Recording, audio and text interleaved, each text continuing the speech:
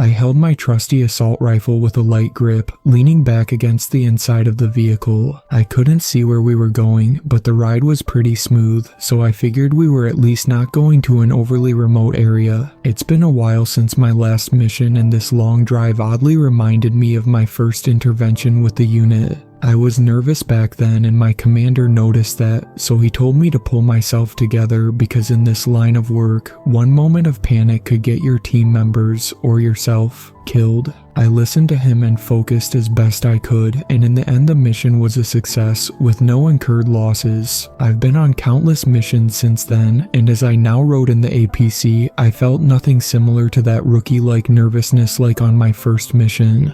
"We'll be there in around 5 minutes, get ready," the driver said from the front. "Roger that." Unit Leader Jones said and turned to us. "Safety's off and let's go over the mission details once more." I took my safety off as he commanded and returned to my previous leaning position, now holding my gun a little tighter. The unit leader and my other 2 team members, Bryans and Torres, were leaning forward, visibly on edge. "So, what do we know?" Bryans asked. The unit leader placed the butt of his gun on the floor, pointing it upwards, and said, "We've had radio silence from the guards at the campus for over 2 hours now. There's 5 of them and they're supposed to report every hour to HQ. For some reason though, all 5 of them went radio silent at the same time and haven't been responsive since. It's almost 2 a.m. on a Friday night." Torres shrugged. "Maybe they just fell asleep or got drunk. HQ could have given them another hour or so before they started bothering us. There's a reason for them reporting so frequently, Torres." The unit leader rebutted. "The college campus is a highly sensitive area, and as soon as there's something suspicious going on there, HQ needs to take action. And if all 5 of them somehow did fall asleep at the same time, or showed up for duty drunk, they'll have a lot more to worry about than just losing their jobs." "So, what's our objective?" I asked calmly, causing the other unit members to jerk their heads towards me. Jones said, "Head to the nearest guardhouse near the parking lot and assess the situation. If the guard is there, get intel on what happened. If he's not, we'll have to go in." "Are we getting support from any other units?" I asked. Jones shook his head. "There's not enough manpower right now. Team Alpha is out on another mission and the other teams are too crucial for the areas they've been assigned to. They need to be there in case there's an incident." "But the campus is huge. How the fuck are we supposed to investigate the whole place?" Torres asked. The truck slowed down and then halted to a stop. The driver killed the engine, instantly shrouding us in complete silence. "We're here," he said. The unit leader looked at Torres and said, "That's our job." The back door of the APC swung open, streetlights instantly bathing the vehicle interior in orange light. I got out after my team members and scanned the area. We were in parking lot, which was all but empty save for 4 parked cars, which I assumed belonged to the college guards and some other night staff. There was a toll gate right next to a guardhouse in front of us, surrounded by a tall fence on both sides, stretching far beyond our view. This marked the entrance to the campus. The fence made it seem more like a prison than a college, which made me wonder if that was the impression they were trying to give. The inside of the actual campus was coupled with tall trees, various paved paths and university buildings, while the outside area was surrounded by thick woods, making the college completely cut off from civilization. There was a single road leading through the woods back into the city, and it took us around 20 minutes to arrive from HQ to the university grounds, so a lot could have happened in the meantime. I glanced at the guardhouse and realized it was empty despite the lights being left on. "No time to waste, let's move," Jones said and took point. He raised his gun before even reaching the toll gate, ready to shoot. The unit was authorized to use lethal force in case we thought we were in any danger, and more often than not, we returned home with fewer bullets than at the beginning of the mission. The rest of us followed the leader's lead, getting into formation and carefully observing our surroundings. As we got closer to the guardhouse, we realized that something was very wrong over there. The 4 of us entered the guardhouse, still gripping our guns firmly. The handset of the phone dangled on its cord off the table, slowly swinging back and forth in steady motion, indicating that someone had been there just recently. The chair was overturned on the floor, and there were fresh blood stains on it, and on the floor next to it. Upon closer inspection, I realized there was blood on the phone handset as well, in the form of bloody fingerprints. The amount of blood in the room didn't seem like the type of injury you get cutting yourself on a tuna can while having a meal, so we knew right there and then that we were in for a mess on our hands. "The fuck happened here?" Torres asked. Jones lowered his gun, looking around the room. I approached the desk and leaned in to take a look at the monitor which had the camera feed. There was a blood stain on the screen, covering one feed partially. From the dozens of camera feeds on the screen, it became apparent that the whole university was being monitored. I looked around and saw no movement on any of the cameras, but as I scanned through, I saw one of the guards on the feed marked as Lab East, strewn on the floor of the hallway, on his back with arms and legs spread. Dark liquid stained the floor beneath him. Damn, that's the guard assigned to secure the eastern perimeter of the campus, Brian said tonelessly. Just then, I saw movement on one of the cameras covering the science building. It was one of the guards, sprinting through the hallway. Although the footage was not clear on this particular camera, the guard was visibly scared for his life based on his body language. He ran in a frantic, panicked motion by flailing his arms and taking unsteady steps, glanced over his shoulder every second or so, etc. When he rounded the corner, he stopped and peeked around and then instantly backed away in terror. He opened one of the lockers and quickly hid inside. A few seconds later, someone else appeared on the same feed. I couldn't tell who it was though, because as soon as he did, the camera started acting up, making it almost impossible to see anything. The strange thing was, everything else on the camera seemed fine, but wherever the person moved, the area would become pixeled and grainy just in that area. The camera continued acting up for at least a whole minute, as the person made his way randomly around the hallway. Our unit members stared, transfixed in anticipation.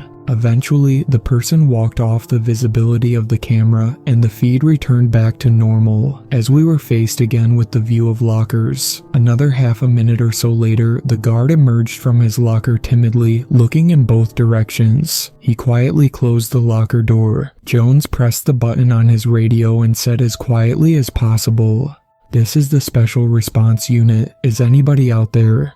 The guard seemed to notice this as he grabbed his radio and said something into it. Jones waited for a moment, but no response came back. He tried asking again if anyone out there heard him. Nothing but silence. And then something came through. At first, it was a second or so of static, and then we heard a male voice breaking up. "The ard from do and science boy."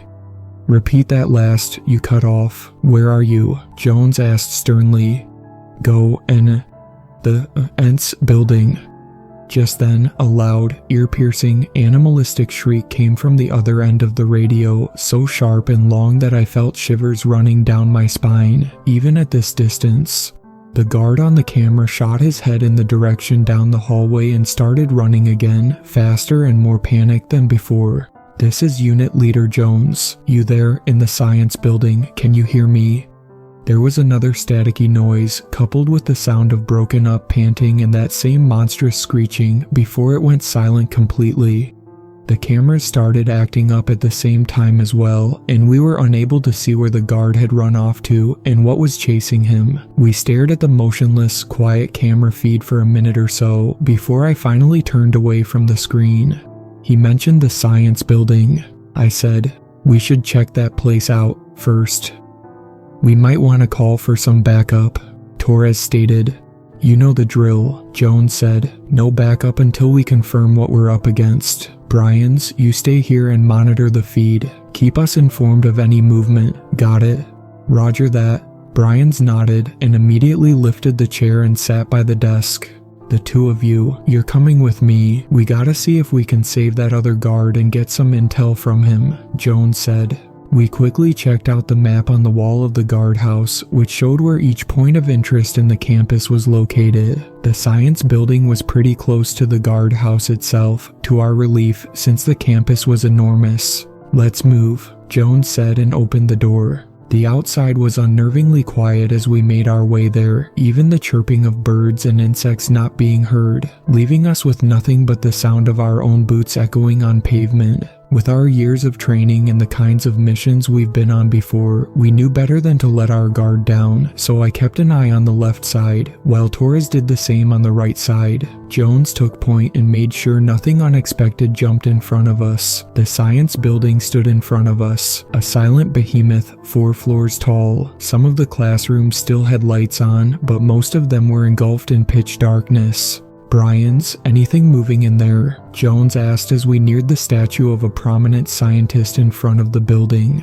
"Negative. No sign of the guard either." Brian's voice came over in a reply. "All right, let's move." Jones opened the front door and the 3 of us burst inside, pointing our guns with flashlights in various directions, illuminating the hallway and lockers in front. As soon as we stepped inside the building, the air suddenly felt extremely heavy, like stepping from a cold room into a sauna. Not physically, mind you, but in some way I can't really explain to this day. I usually didn't feel anything except adrenaline on missions like these, but for some reason, this time every fiber of my being was screaming at me to get out of there. I couldn't do that, however. I had a mission to complete and that guard needed rescuing. The unit leader took point and I followed him as he motioned for us stay close, quietly taking step by step forward, never letting his guard down. The general rule for the unit was to avoid speaking while on a mission, unless it was absolutely safe, since it could give away our position, so Jones reverted to hand signals instead.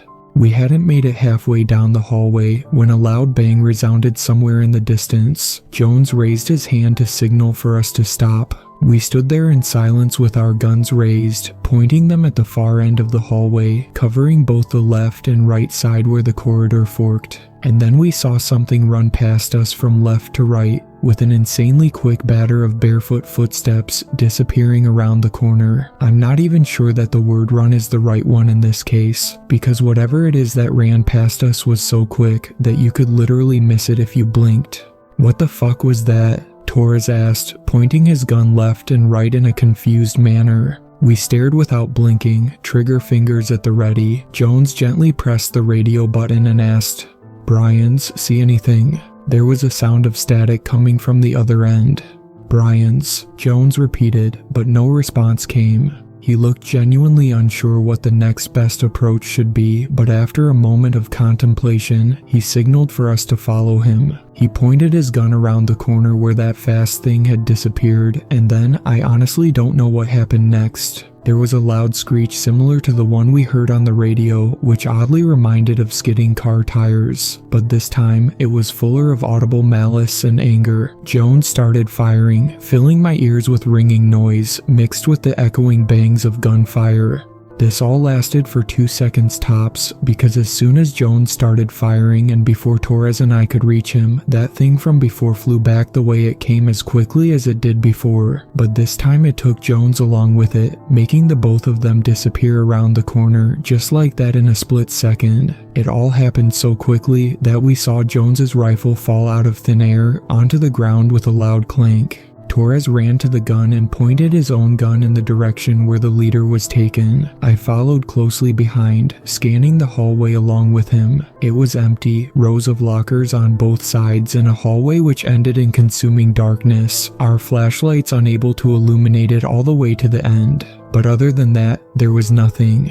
"Commander," Torres called out into the dark. Another scream echoed somewhere in the distance, this time much longer, filling me with primordial fear. I heard that same sound of bare feet thudding on the floor, rapidly approaching us, and I knew that we had to get out of there.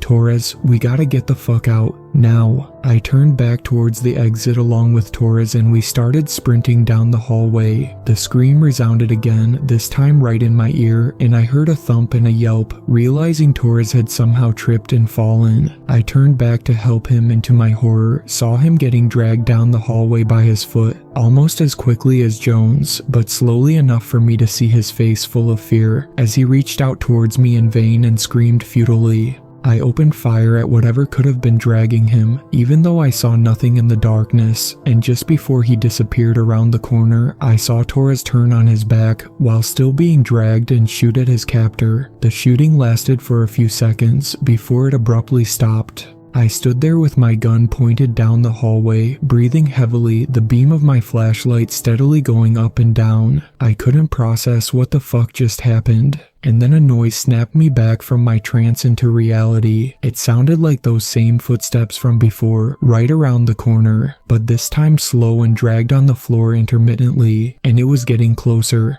"It's coming back for you. Hide." I heard Brian's panicked voice on the radio. I couldn't make up my mind. Should I run, fight, hide? My flashlight illuminated an elongated, pale hand reaching out and grabbing around the corner of the wall with bony fingers that had jagged, dirty nails. I then heard a wheezing noise from around the corner, as if the creature had trouble breathing, while dragging its feet heavily on the ground. My instincts kicked in and I suddenly knew better than to try and fight this thing face to face, so I ran to the nearest classroom and closed the door behind me as silently as I could, ducking under just in time to hear the footsteps and wheezing get louder and stop in front of the door.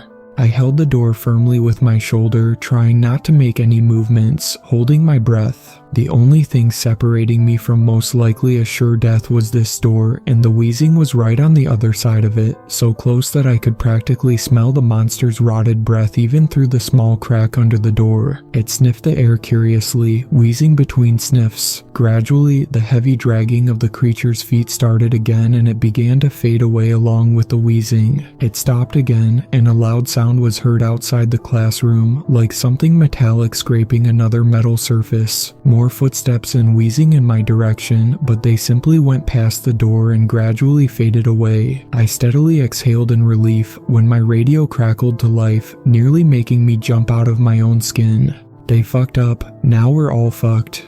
It was an unfamiliar voice. There was a blood-curdling scream down the hall again and a series of rapid footsteps closing in a matter of seconds before whatever was out there slammed directly into the classroom door. I almost fell over from the impact, but continued holding the door firmly. It was no use though, since the creature was so strong that it was only a matter of time before it busted the door open.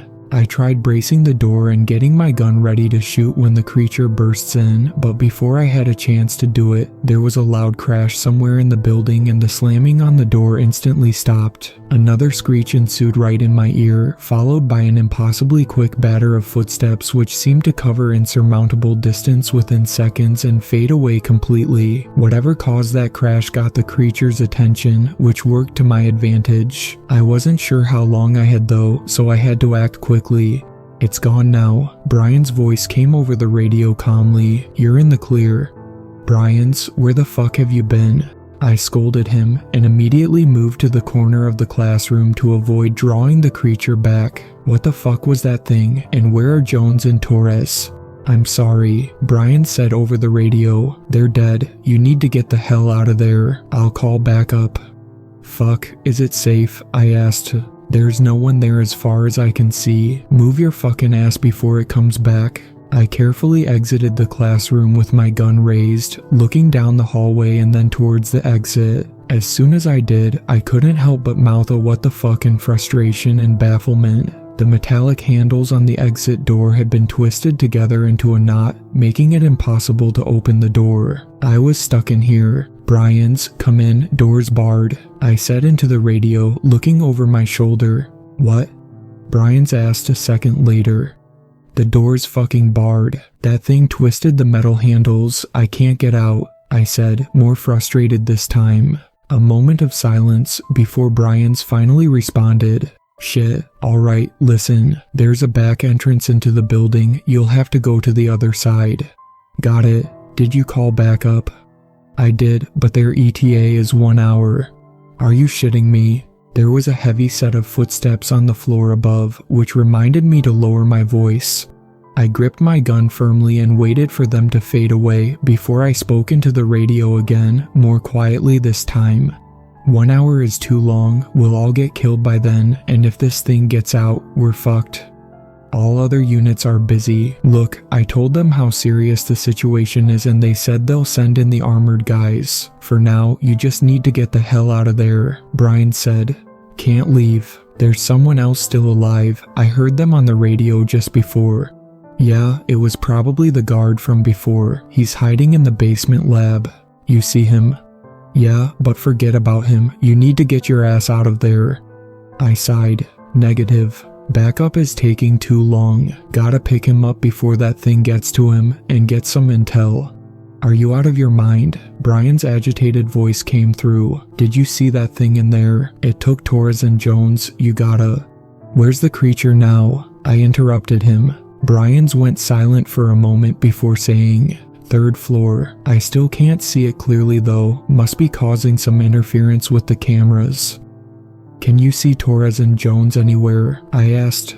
No, they were taken off camera views. I doubt they're still alive though.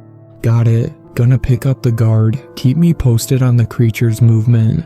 Roger, out, Brian said lethargically. I raised my weapon and started down the hallway slowly, trying to make as little noise as possible. Although the building seemed empty for now, it was so dark even with my flashlight that it looked like something could jump out in front of me in an instant, especially considering the absurd speed of that creature. I remembered seeing on the map back in the guardhouse that the building's stairs were on the west side, so I turned left. It worked out well because in the back of my mind, I wanted to take the path where I saw Jones and Torres disappear in hopes to at least find their bodies, if nothing else. I was just about to turn around the corner when I saw bloodstains on the floor. They went in a straight line across the floor and ended out of my flashlight's reach. I slowly followed the trail, keeping a lookout in front for that creature's sudden return. Then the blood trail suddenly ended, and my flashlight instead illuminated a boot. I got closer and realized there was an entire body there, or whatever was left of it.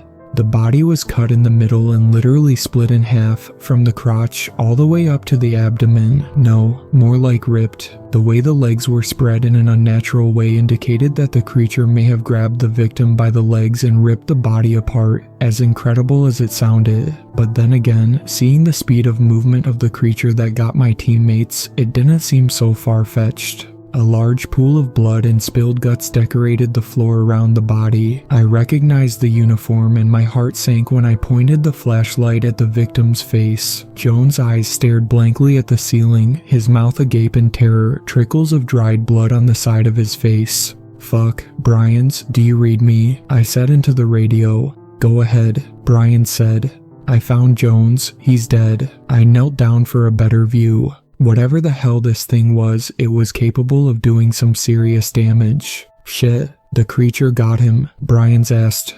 I don't know. He's been ripped in half, so whatever did this isn't fucking around. Fuck man, any sign of Torres? Not that I can see. I'll let you know if I find any signs of him.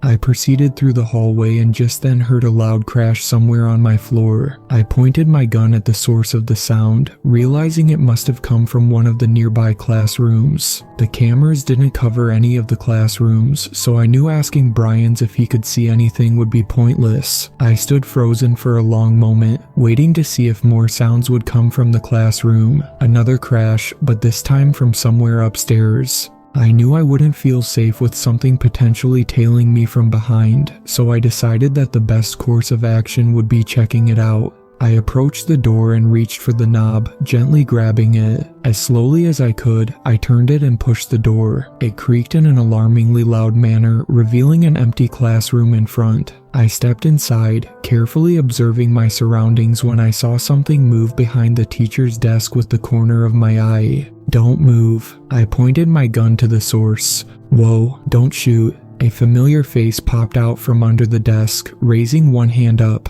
I lowered my gun and breathed a sigh of relief. Torres, I said, you made it. Why didn't you use your comms? Torres stood up and approached me, glancing over my shoulder. Where's that thing? Is it still around? "You didn't answer my question," I sternly said. He looked at me and said, "That thing busted my radio. I could hear you guys, but couldn't talk back." "I see. Listen, that guard from before is in the basement. We gotta pick him up and evacuate." "Pick him up? Are you out of your mind?" He scoffed. Torres got inches close to my face and said, "Did you fucking see what that thing did to Jones? Our bullets barely did anything to it. This situation is bigger than the two of us." "You can leave if you want, Torres, but I need to get intel from him. We don't know how serious the situation is," I said. Torres shook his head in disbelief. Just then, another loud crash came from somewhere upstairs, and both Torres and I looked at the ceiling. He looked down at me and said, "Alright, fine. Let's get the intel from the guard, but after we do that, we get out, all of us, no heroics. Got it?" "Understood," I nodded. Torres took point and I contacted Brian's in the meantime. "Brian's, I found Torres. He's alive." "Seriously?" Brian said. "That's great. Now pick up the guard and get out of there. That thing is back on the second floor now." "Roger." Torres and I went downstairs to the basement, and I felt a lot better now that I had another teammate on my side again. Although I survived lots of missions as the last man standing, a lot of it was luck-based, and as much as I hated thinking this way, it felt relieving to have someone who could potentially take the heat off you or be in the center of attention for hostiles. I didn't even think about it until later, but had it been me that the monster grabbed instead of Jones, I wouldn't be here writing this right now. Despite all of this, the mission always came first, and we were trained not to think about the potential risks for our lives. Otherwise, we could lose our cool and fail the mission or get killed. I saw the sign lab above the door at the end of the basement, so Torres and I took positions to breach it. He kicked the door down and I burst inside with my gun raised, closely followed by my partner. The lab was relatively small, a few rows of desks, a big shelf full of various chemicals, and a closet. The room itself had a window near the top, which led directly outside. It was obvious that the only possible hiding post for the guard was the closet. "Come out, we're with the company," I said, pointing my gun at the closet. Nothing happened. "Hey, don't make us fucking drag your ass out here," Torres said. A moment later, a voice came from the closet. Alright, calm down." The door opened and the guard we saw on the cameras stepped forward. He was very young, in his early 20s maybe, and looked pale as a sheet of paper, his eyes wide in fear. "You're here to rescue me?" he asked. "Yeah, tell us what happened so we can get out of here," I answered. "Wait, no, we can't leave yet. Not until we kill the mother in the Biology and Genetics Studies Center," the guard quickly recited. "What are you talking about?" Torres asked. "You've seen that thing out there, right? There's more of them. The small ones aren't that dangerous, but they grow fast. Their skin becomes tough as hell, and they're all over the campus. They already killed the 4 other guards. All the more reason for us to get out and let the big guys handle it. They'll be here in about an hour. Let's move," I said, and was about to get going when the guard spoke again. "You don't understand. We can't wait for backup. By the time they come, these things will be all over the place in even greater numbers. They reproduce extremely quickly, and if we don't stop it, it's not just the campus that's going to be in trouble." Torres and I gave each other contemptuous glances before we looked back at the guard. "Tell us everything," I said. The guard started pacing around and said, "One of the professors here ran a project with his assistant and a group of volunteering students. It was an extremely secretive project, so much that the students were threatened they'd get kicked out of school for disclosing any information. It was called the Fertility Project." "So, how do you know about it then?"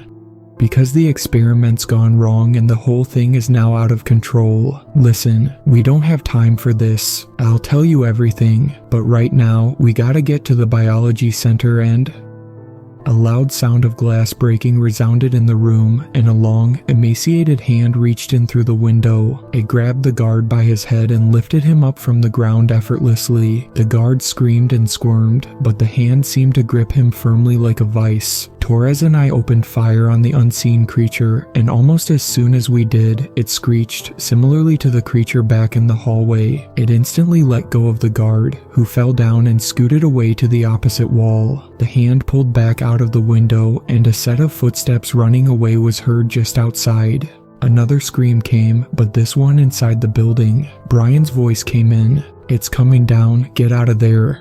A second later we heard that same gut-wrenching set of footsteps, but this one rapidly approaching, and the classroom door swung open. In front of us stood a tall, pale, humanoid create. That's the best way I can describe it. It was so tall that I wondered how it got in, since the top of the door frame was under its head. Even though it was hunched over, it had a face which resembled a human's, but was distorted, with tiny, uneven eyes, crooked mouth, and a jaw that looked like it was broken in places. Thin, black strands of hair protruded from its head. Its body was thin, emaciated even, so much that I saw its ribs prominently against its stretched skin. The arms were disproportionately long, almost reaching to the ground, with enormous hands at the ends. The legs were equally skinny and ended in large, flat feet that instantly made me wonder how the fuck it could run so quickly. As soon as the creature got in, it looked to its left, at the guard against the wall. It opened its mouth and screamed, revealing rows of blackened, jagged teeth. It grabbed the guard by his arm, who started screaming as well, and Torres and I opened fire, but the creature barely even flinched from the impact of bullets. Moreover, it looked like the creature's flesh was so hard that bullets didn't even penetrate its skin. It swung the guard and slammed him on the floor effortlessly, as if he were no more than a bag of feathers. The guard instantly went silent as his head hit the floor, but was still conscious. The creature didn't stop there though, and swung again, slamming the guard again with a sickening crack. It kept doing so, each time leaving a slightly larger stain of blood on the spot it would hit. By the time it was done with the guard, his skull was dented in and his body a bloody mess of unnaturally twisted extremities. It dropped the guard's body on the floor and then turned its attention to us, letting out another heart-wrenching scream. It charged at me at a speed I couldn't comprehend and grabbed me by my torso, raising me up. I instinctively drew my knife, and since it held me close enough, stabbed the fucker in the chest. The knife penetrated its skin easily all the way to the hilt, and the monster immediately let me go and screamed even louder this time, flailing its arms frantically around the room. Torres and I kept our guns trained at it as the creature's scream slowly got weaker until it stopped altogether and the monster fell on its side, wheezing shallowly. We carefully approached it, and before it took its last breath, it looked at me one last time and then closed its eyes. Torres gave it a kick to see if it would get back up. The creature didn't respond to the kick and instead lay there, motionless. "Son of a bitch, you did it," Torres said, lowering his gun. I knelt down and grabbed my knife, pulling it out with ease, with a squishy sound. The blade was covered in black blood. I was surprised at how soft its skin was around the chest, so to test my theory, I tried stabbing it in the abdomen, and sure enough, the knife's tip barely grazed the skin. It felt like trying to stab a piece of rock with a thin layer of leather over it. "I guess its chest was its only weak spot," I said, examining the wound where I had stabbed it. "The guard said there's more of them, but the one that broke the window looked smaller," Torres interjected. "You think so?" I wiped the blade on the monster and stood up. Brian's voice came in. "Guys, are you alright?" "We're fine," I responded. "Neutralize the hostile, but there's more of them." "I know. I see them on the cameras. They're all over the place." Torres stared at the creature for a moment in silence until I turned to him and said, "I know you probably think we should fall back and wait for backup, but we don't have that much time. We need to stop this thing from spreading." Torres nodded determinedly and said, "You're right. If they really grow as fast as the guard said, imagine what will happen if we have dozens or hundreds of them on our hands." I contacted Brian's again and said, "Brian's, we need to find the Biology and Genetics Study Center. Can you see it on the map?" "Hold on," Brian said. "Yeah, it's just southwest of your position. Should be a big blue building. Meet you there." "Wait, before you do, I need you to contact HQ and ask them about the fertility project." "The fertility project? What's that?" "No time to explain. Do it and meet us in front of the building." "Roger that." I gave Torres a pat on his shoulder and turned to the door, saying, "Let's go kill that mother." The walk towards the Biology and Genetics Study Center was uneventful. Torres and I thought we heard rustling in the bushes on occasion, but nothing came out after us. When we arrived to the front of the building, I contacted Brian's via comms again. "Brian's, give me a sitrep," I said. "Just got intel from HQ, on my way to you now," he said. "Any hostiles around your area?" "Negative, all clear for now." Just a minute later, we saw Brian's lightly jogging down the pavement towards us. He stopped in front of us and said, "Good to see you're both still in one piece. We're in deep shit over here." "Well, we assumed so," Torres interjected. "So, what's going on? HQ better have a damn good reason for keeping us in the dark like this." Brian sighed and started. "They do. The truth is, they have no idea what's going on either. Here's the full story. The company signed a contract with the college when Professor Richards started the so-called fertility project. The purpose of the project was impregnate women who were deemed infertile or unable to bear children for some other reason. But the problem is, HQ has no idea what the fuck these creatures are, and neither does the college. And they are the ones who funded the project. The project was top secret, yeah, but all the relevant info was disclosed to the company." "Unless it wasn't," I said.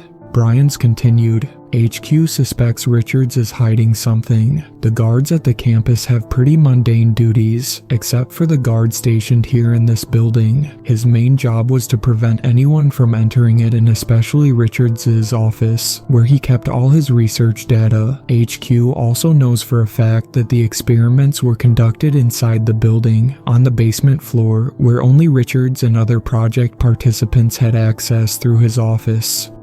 "So what does HQ want us to do?" I asked. "Eliminate Richards and destroy his data, along with anything relevant to the project, including the entire experimental lab." "That's a direct order given by the client, or should I say the college, to the company." "How the fuck do we do that?" Torres asked. "Glad you asked." Brian smiled and reached out behind his back. He brought forth a C4 explosive, which he promptly put back. "All right, let's move then," I said. We breached the door and found ourselves in a similar hallway to the one in the science building, but this one was a lot dirtier. The floor seemed to be covered in some sort of greenish-brown muck. It was dry in most places, but still sticky and wet in some. "Richard's office is on this floor, west side," Brian said. He didn't even finish that sentence when we heard a sudden scream somewhere in the building. Out of the corner at the end of the hallway, a silhouette peeked its head, staring curiously at us. The creature then came into full view, and what I saw resembled that of the big creature that had killed Jones and the security guard. Except it was a lot smaller, the size of a toddler perhaps. It screamed similarly to its adult version, the sound of screeching car tires permeating the building, but with a lot less intensity and noise. We managed to silence it halfway through its screech with just a few bullets, but we were too late. Dozens of screams filled the building, and instantly, on our floor and the ones above, we heard hundreds of tiny footsteps running all over the place. In seconds, they started to appear from around the corner down the hallway. Dozens of creatures like the one we just killed, and they all shrieked as they ran towards us. My team and I opened fire immediately, and all of them fell pretty easily, unlike the big one we saw back in the science building. More and more kept showing up, closing in, as the building was filled with a cacophony of bullets being fired and the creatures' blood-curdling screams. I was about to shout to my teammates to fall back, afraid we'd run out of ammo, but just as quickly as the screams started, they abated, and only a few stragglers remained, running over the corpses of their brothers or sisters, trying to reach us despite not ever having a chance of doing so. Torres shot the final one, and the screams completely stopped along with the bullets, filling the building with unnerving silence. "See any more of them?" I asked, not putting my gun down. "That's all of them," Brian said as he reloaded. The hallway was filled with dozens of bullet-riddled corpses of child-sized freakish monsters strewn over each other, the green much mixed with their dark blood, making the gruesome scene look like a mass tomb. Carefully, we stepped over the bodies and proceeded to the west part of the building, into Richard's office, which ostentatiously contrasted the rest of the building, with expensive-looking drinks in the cabinet, trophies on the walls, etc. There was an electronic door on the other side of the room behind the desk, which led downstairs, and it had a gaping hole in it, the dent protruding towards the office, indicating that the creatures must have broken out from the inside. In the corner of the room against the wall was the unmistakably mutilated body of Richards. "That our guy?" I asked. "Looks like it," Torres said as he knelt down to inspect him. "No reason for anybody else to be here." There was a PC on the desk, and despite the room being in a mess and the monitor being overturned, it still worked. I sat by the desk and turned the monitor upright. The PC was unlocked and displayed the desktop screen. "Really? Not even a password?" Torres asked. "I guess he didn't have time to log out," Brian said. There was a folder right in the middle of the desktop called FP, the Fertility Project. I double-clicked it and there were various files inside, including documents. I opened the first one and it said, "The Fertility Project.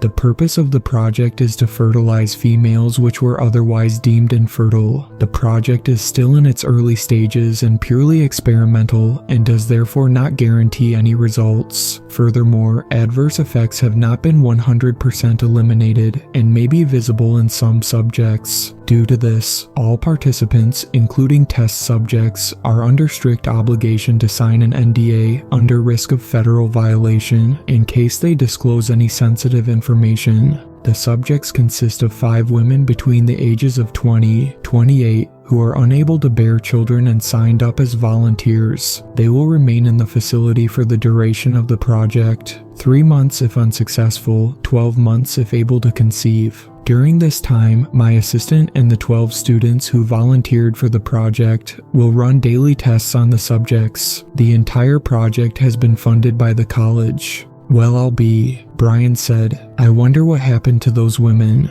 I opened the next document, which had a timeline of the events. It said, Day 1, subjects introduced to facility, each subject injected with a different strain of redacted. Changes should occur within 14 days. Day 2, no visible changes. Day 7, Subject 2 and Subject 4 have unexpectedly died overnight. I have disposed of their bodies and told the other participants that they resigned from the project and were let go. Day 9, out of the 5 subjects, 2, Subject 1 and Subject 3, were tested positive for pregnancy. This is a breakthrough in science and could solve the lifelong problem of infertility among married couples and otherwise. Day 21, pregnant subject's weight has rapidly increased, along with the size of the abdomen. The pregnancy seems to be progressing a lot faster than we anticipated, as the ultrasound is displaying the growth of the fetus, the likes of which was not expected to be seen before the 3rd trimester. Day 26, Subject 1 has died at approximately 1:03 a.m. The rapid growth of the baby has gone out of hand, as the subject's stomach was ripped open from the inside. The baby died shortly after, and upon examination, physical deformities became apparent. There was a picture under the text, which showed the dead body of a baby on a hospital bed. But not just any baby, it was one of the deformed creatures that we had seen earlier. "Fuck, man," Torres said. I scrolled down. Day 27, Subject 3 has given birth to her baby via C-section. Just like Subject 3, Subject 1's baby displayed physical deformities and inability to breathe on its own. It was put inside an incubator where it will continue to be monitored. Day 31, Subject 3's baby has displayed signs of rapid growth, reaching the weight of 23 pounds, 10 kilograms, in just 4 days. It has also grown in size and has therefore been put inside to a bigger incubator. Day 40. The baby continues to grow, surpassing 8 feet in height and 396 pounds, 225 kilograms. That is not the only peculiar thing about it. However, upon running a scan, it was revealed that the baby has its own baby growing inside the stomach. It has therefore been dubbed the mother. The funds provided by the college are not sufficient anymore, but if I ask for more, they will require strong proof of why it's necessary. I have no doubt they would shut down the project if they saw what was going on here, but I can't stop now, so instead I'll provide my own funds in secret. Day 52. The mother has already given birth to 3 other babies, each of them deformed even more than itself. It is still unable to breathe on its own and must therefore remain inside the incubator, but more and more fetuses seem to be forming inside of it. Day 67. The mother's babies have displayed the same patterns as her, giving birth to their own babies at a rapid pace. The babies, dubbed the rejects, can grow enormously, surpassing humans in size and physical prowess. When they're juvenile, their skin is as soft as ours, but as they grow, their skin toughens starting from the tips of their fingers and toes until it reaches the area around the chest and heart. Once their skin has toughened completely, it becomes nearly impossible to kill them. However, further tests are needed. Another peculiar thing is that the mother seems to be able to communicate with her children, despite not having any visible form of communication. Either way, the project has been deemed a success and will therefore be shut down tomorrow, with everyone but the mother terminated. The mother will be sent to Redacted for further study, where I will personally lead the testing. Although the initial goal of the fertility project has been achieved, the results cannot be used with civilians for conception and will therefore instead be used as an arms trade on the black market. The assistant, subjects, and participating students will be disposed of to prevent any risks of sensitive data being leaked. The document ended there. Well, fuck me sideways. What a piece of shit, Torres said. Something must have gone wrong before they could terminate the project and the rejects. I said, we have to check out the experiment downstairs. I could see Torres's protests on his face, but he knew we had to do this. Brian's nodded as well, and we wasted no time. I entered through the hole in the door first, and my teammates followed. The basement stairwell was dark, illuminated only by our flashlights and the now dim glow of the PC monitor from the office. But as we got down, we reached yet another busted door, which emitted a greenish glow from inside. Carefully, we stepped inside and gasped in awe at the sight before us. In front of us was a big room, very tall and very spacious, and on each side of the room were long rows of giant incubators that looked like upright tubes, filled with green liquid. At the very end of the room stood a much larger incubator, at least 3 times the size of the other tubes. A behemoth of a creature was dormant inside, only visible as a silhouette from here. The mother, I thought instantly. Each tube had lights inside, which gave off the sickly green glow, reflecting it on the walls and floor, even bathing me and my teammates in green. A lot of the test tubes had deformed, emaciated creatures of various sizes and shapes inside them, who looked to be dormant and unaware of our presence. But most of the tubes were empty, with broken glass and green liquid spilled out of them on the floor. Guess we now know what happened here, Brian said. How the fuck did the college fund something like this, without knowing it was happening right under their noses? Torres asked.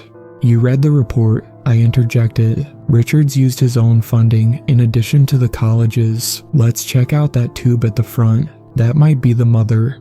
We proceeded down the room, carefully observing the remaining intact tubes around us for any sudden movements. As we got closer, the mother became more and more clear. A creature which easily towered over 12 feet despite being hunched over. Its body was emaciated, except for the stomach, which bulged prominently. The arms were disproportionately long, almost reaching down to the creature's ankles, and the face, despite having a breathing mask over its mouth, the face was clearly as deformed as that of its children, with a bulging, lumpy forehead and thin strands of long, black hair floating in the tube's green liquid. Her eyes were closed, and even from here, the skin of the creature seemed thick and scaly, like a crocodile's. I knew there was no way we could kill this thing with bullets, so I hoped the C4 was enough to blow her into smithereens. Brian's, let's set up that bad boy and get the fuck out, Torres said. Brian's gladly whipped out the C4 and placed it on the tube. Almost as soon the explosive touched the glass, the mother opened her eyes, fixating her penetrating gaze on Brian's, and then the sound of glass breaking behind us filled the room. We turned around to see the creatures crawling out of their tubes, producing gurgling noises as the liquid poured out of their mouths. We instantly opened fire, mowing down the creatures that pathetically tried to crawl out of their tanks. But then another sound of glass breaking occurred, this time from the mother's tube. I turned around just in time to see the mother firmly holding Torres by the torso like a toy, lifting him up with ease. By then, all her children in the room were already dead, so we focused our attention to the mother opening fire on her. As expected, the bullets simply bounced off and we watched in horror as Torres started screaming more and more, the mother's grip on him tightening like a vice. We continued shooting relentlessly, and for an instant, the mother's grip on Torres loosened. And then she squeezed again, forcefully and quickly this time, crushing Torres' body and instantly killing him. She threw Torres' limp body across the room and she would have hit me and probably crushed me with the impact, had I not evaded. "Fall back," I shouted to Brian's. We started running for our lives. A very deep, very loud groan resounded in the room, making the walls vibrate. We heard the sound of something wet and heavy slapping the ground, and I turned around for a moment, enough to see the mother feverishly crawling towards us on her palms, with a glint of pure hate in her eye. We ran back up the stairs and I went through the gap in the door first, turning around to see if Brian's was following me. He was just about to get out as well, when the bony hand of the mother wrapped around him. He tried breaking free, but he must have realized he was done for, because right before he got dragged back down into the dark stairwell, he threw the C4 detonator to me. "Go," he shouted as he got pulled down. I grabbed it and knew there was no point in trying to rescue him. I ran as fast as I could, and then I heard the groan of the mother once more, spurring me to run even faster. As soon as I was one step out of the building, I detonated the explosive, causing an alarmingly loud bang inside the building. I kept running as I listened to the building crumbling behind me with a progressively louder noise, until it was almost deafening. Only when I was at a safe distance, I stopped and turned around to face my masterpiece of ruination. The building was completely collapsed and all that remained was a pile of rubble and debris. I leaned on my knees, exhaling in relief, and then I heard something moving in the debris. I looked up and sure enough, there was something stirring under. In seconds, a giant, dust-covered hand popped out, propping itself clumsily on the rubble, and then the other hand. The debris started shifting in large quantities, and the head of the mother slowly arose, groaning, now with such hate and anger that it looked like it could swallow the entire world. She made one step forward with its hand and then braced itself with the other, slowly but surely pulling herself out of the rubble. I raised my gun, trying to aim for its eyes, and just before I pulled the trigger, another deafening explosion occurred. I felt the heat of the blast even at this distance as the missile hit the mother. She screamed in agony this time, but also recoiled in visible fear. Another missile and I heard someone shout, "Get to cover." I did as they ordered, and as I turned around, I saw the APC, which brought us here, pull up and unload at the thing mercilessly. There were dozens of other APCs, and even 2 tanks, from what I could see, and they were all giving the mother a barrage of missiles and bullets. The mother groaned and flailed her arms, as if trying to swat at pesky mosquitoes, but gradually her scaly skin had started to get bruised, and then bloody, and then when her skin was soft enough, the armored infantry of the company ran in and started shooting at the weak spot at her chest. I joined in and fired at the creature with the anger of a man whose entire unit was gruesomely killed, not holding back. The mother screamed and spun around, trying to retreat now, but her screams faded away and she miserably fell back on top of the debris, breathing out her last breath. "Hold your fire," someone shouted. Then there was silence. A few armored security personnel hesitantly approached the dead giant and confirmed she was dead, before the commander started shouting various orders to his units on what to do next. When he was done, he approached me and asked, "Where's the rest of your unit?" "KIA, I responded. "We didn't know what we were up against." "And yet you're somehow still alive, again," he said behind his helmet mockingly. I didn't respond. He grunted and said, "Mission complete. You did well. You should go back to report to HQ. Leave the cleanup to us, survivor."